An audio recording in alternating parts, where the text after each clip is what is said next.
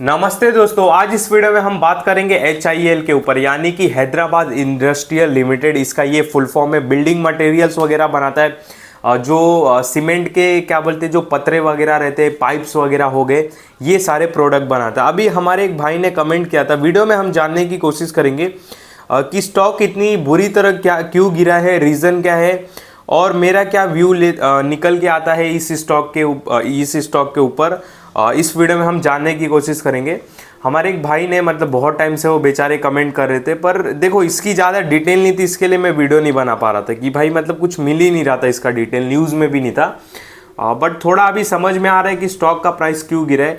यहाँ पे देख सकते हो कि मार्केट कैप कितना है इसका, 1868 करोड़ के आसपास। ठीक है, करंट प्राइस बात करूँ 2477 चल रहा है और इसने एक हाई लगाया 3213 का, वहाँ से नीचे आ चुका है। और इसका एक ऑल टाइम हाई प्राइस आपको पता है कितना है, 6758। वहाँ से गिरते गिरते बीच में इसने 52 वीक एक हाई लगाया था 3213 और अभी 2477 के आसपास चल रहा है। ठीक है, यहाँ पे नीचे आते मैं पहले PDF डाउनलोड कर लेता हूँ, फिर इनके नेट प्रॉफिट के ऊपर भी लेके आता हूँ। ठीक है, क्योंकि पहले वो PDF देख लोगे फिर इनका जो नेट प्रॉफिट है आपको वो समझ में आएगा। ये PDF बस डाउनलोड हो जाए। हाँ, ये डाउनलोड हो चुका है, तो ये ड्राइवर PDF ओपन हो गया। ठीक है, इनके देखो कुछ ऐसे प्रोडक्ट है, ये CK बिरला ग्रुप के अंडर कंपनी आती है। अब आप बोलोगे कि CK बिरला क्या है, मतलब जो एक कुमार मंगलम जी की कंपनी हो गई, उसमें अल्ट्राटेक आता है और अल्ट्राटेक का सीमेंट आता है, और कौन सी कंपनी आती है उसमें, फिर उसमें 2-3 और भी कंपनी आती है। ठीक है, वैसे एक CK बिरला ग्रुप है, वो भी इनके मतलब कज़न भाई है। ठीक है, ऐसा आप समझ सकते हो। इनके अंदर कौन कौन सी कंपनी आती है, हमारी Birla soft, Orient electric, Orient power, ये ओरिएंट सीमेंट, आपने ओरिएंट का ये भी देखा रहेगा फैन वगैरह, तो ये वो ग्रुप की कंपनी है। ठीक है, यहाँ पे उनका फोटो भी देख सकते हो। और यहाँ पे हम नीचे आते हैं तो मैं दिखाता हूँ इनके क्या है प्रोडक्ट पोर्टफोलियो, तब आपको थोड़ा मैटर समझ में आएगा।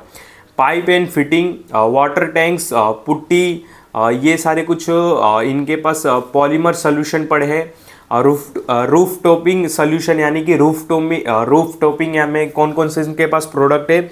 चार मीनार फाइबर सीमेंट शीट पड़ा है, और चार मीनार फॉर्चून, मतलब ये जो स्टील की शीट रहती है वो, फिर अल्ट्राकोल, ये वाले जो शीट रहते पतरे में लगते। ठीक है, आपको स्क्रीन पर भी दिखता रहेगा, नहीं तो इनका PDF डाउनलोड कर लेना, आपको दिख जाएगा। तो ये इनके कुछ प्रोडक्ट है। बिल्डिंग सोल्यूशन में इनके पास AAC ब्लॉक है, डिज़ाइनर बोर्ड से पैनल्स वगैरह है। ठीक है, फिर बाद में फ्लोरिंग सोल्यूशन में देख सकते हो कि इंजीनियरिंग, वुडिंग फ्लोनर, लेमिनेट फ्लोरिंग, विनियल फ्लोरिंग, अलग अलग टाइप के फ्लोरिंग है।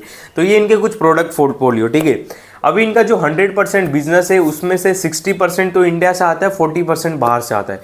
अब स्टॉक का प्राइस इतना बुरी तरह गिरने का रीज़न यही है कि इनके जो मटेरियल कॉस्ट है वो बढ़ रहे हैं। ठीक है, इसके वजह से यहाँ पे इनका सबसे ज़्यादा रेवेन्यू कहाँ से आता है, रूफिंग सोल्यूशन, यानी कि जो रूफिंग प्रोडक्ट है यहाँ से भी आता है इनको अच्छा खासा। और ये जो फ्लोरिंग सोल्यूशन है इनको यहाँ से अराउंड 35% का रेवेन्यू आता है। ठीक है, 30%।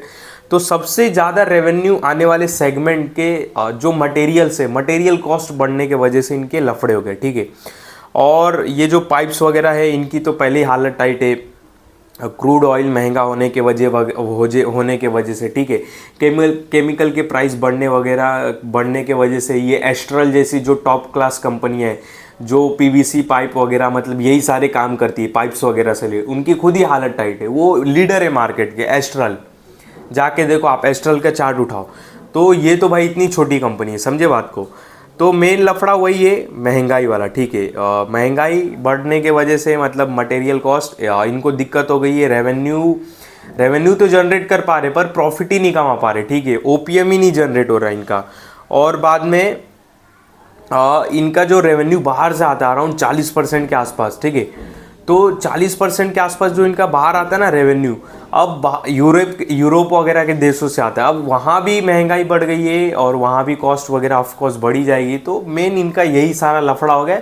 सीधा आप समझ सकते हो महंगाई के वजह से इनका लफड़ा हो चुका है, कंपनी फंस चुकी है। ठीक है, अब मैं फंसने जैसे वर्ड क्यों यूज़ कर रहा हूँ, देखो क्या होता है ना यार, जल्दी ये चीज़ें ट्रैक पे आना ना थोड़ा मुश्किल हो जाता है। अब देखो कंपनी रेवेन्यू में भी दिक्कत आ रही है, सेल्स पे भी आ रहा है। अगर मैं ईयर ऑन ईयर के बेस पे बात करूँ तो सेल्स ईयर ऑन ईयर भी गिरता हुआ ही दिखाई दे रहा है। ठीक है, काफ़ी अप एंड डाउन है।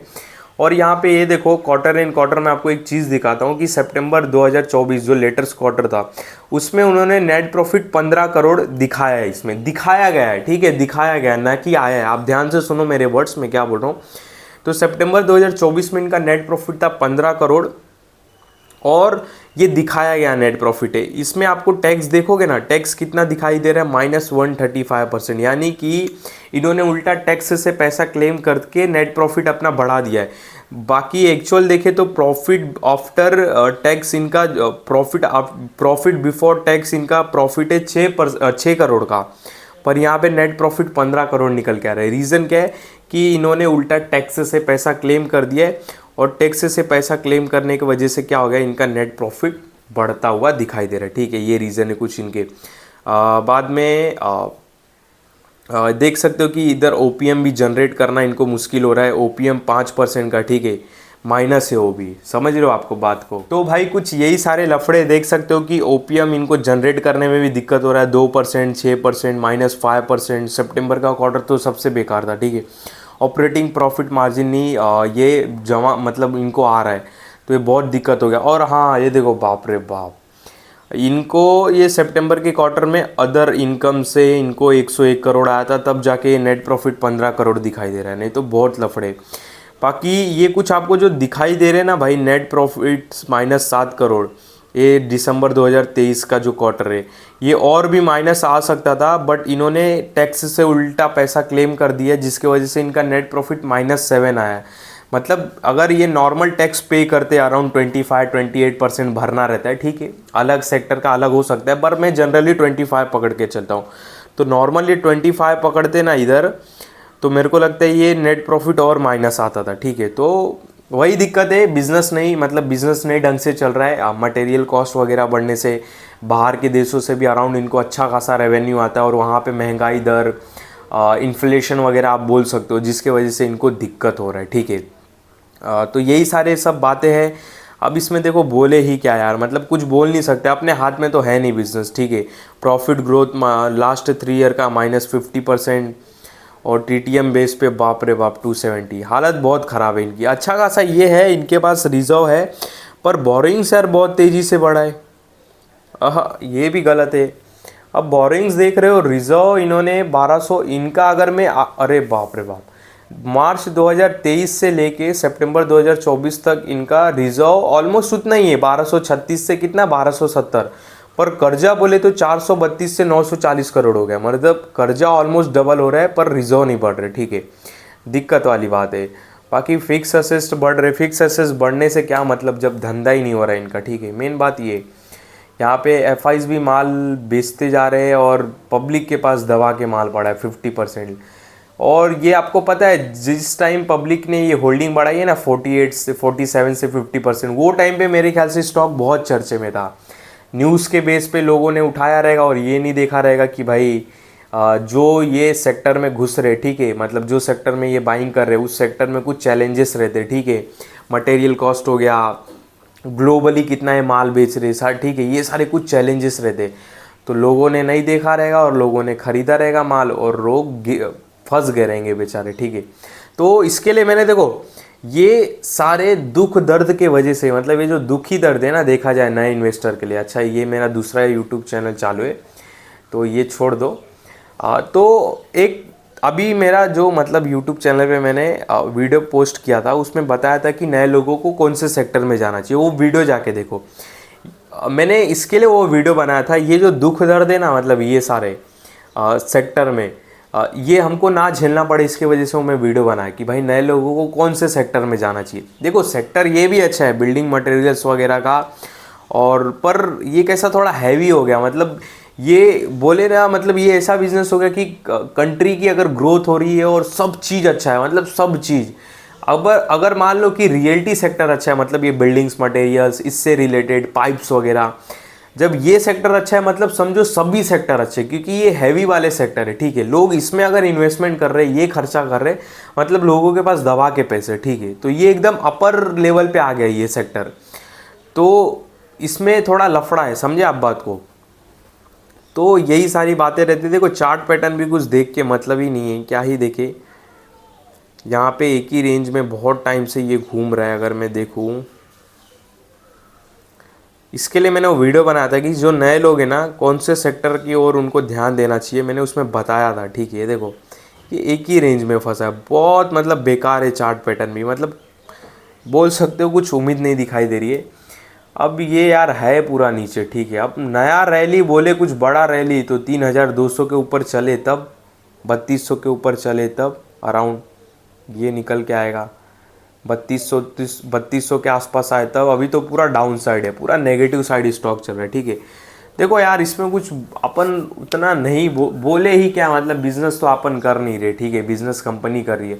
अब ये चीज़ अपने को ट्रैक करना पड़ेगा कि कंपनी अपने आप को ट्रैक पे लाने के लिए कितना कॉन्फिडेंट और कितना खर्चा कर रही है। ठीक है, कितना मतलब और इन्वेस्टमेंट कर रही है अपना जो रेवेन्यू सेगमेंट जैसे फ्लोरिंग से आ रहा है उसको सुधारने के लिए, और कौन से कंट्री में एक्सपांड कर रही है। और इसका मार्केट कैप 1800 करोड़ है। मुझको नहीं लगता कि इतना जल्दी ये एक्सपांड करेंगे अपने आप को। ठीक है, तो अभी क्या ही बोले, देखो अपने अपने हिसाब से डिसीजन लो। पर मेरे ख्याल से आने वाले